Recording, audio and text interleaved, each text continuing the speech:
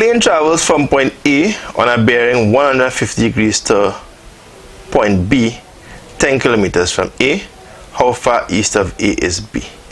Okay, so we know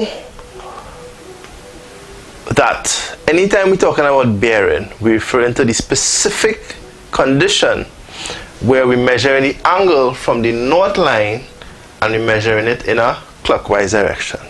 Now in this case, they actually gave you a visual aid so that you actually see what the situation is, so that even if for some reason you didn't understand what bearing is and what bearing means, then you have the diagram as a guide. However, in your paper 2, very often you'll get a bearings question where they just give you the paragraph without the diagram. So you now have to visualize the scenario using the definition of what bearing is, and 9 times out of 10, in fact 99 times out of 100, I would say in a case like that, you draw a diagram and specify what it is from a visual perspective, and then you're in a position now to make your calculation. Sometimes in the question they will even ask you specifically to draw a diagram. They probably give you 2 or 3 marks for the diagram and then do your calculations. But in this case, we actually have the diagram given to us, so we could start the work. The question asks, how far east of A is B?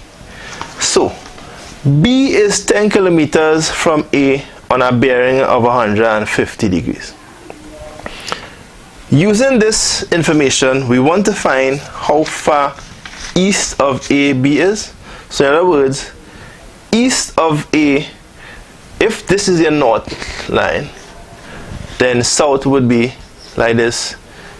South would be going down, east would be going to your right, and west would be going to your left. So how far east of A is B? We're referring to this situation here. Right? That's what we're talking about. So in other words, this is the distance we're trying to find. Now, if we're talking about the distance of B east of A, then this angle here must be a right angle, because this line is your north line. So if this is your north line and this, let me call it the east line in this case, then this angle here must be a right angle.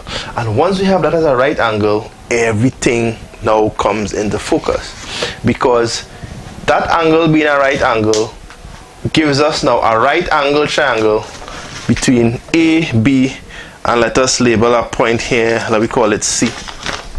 Alright? So A, B, and C is now a right angle triangle, which is, boom, we could work now. So given the fact that this bearing is 150 degrees, it means then that this angle here would be our good friend 30 degrees.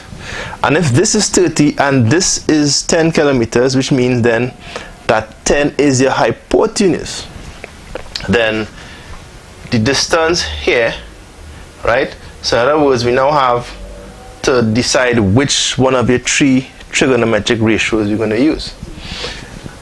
If this is the hypotenuse and this is the angle that we have under consideration, then this here would be a opposite side, so that opposite over hypotenuse would be a cosine. So in other words, we could say then that cosine 30, cosine of 30 would be equal to, let me say, x over 10. Alright?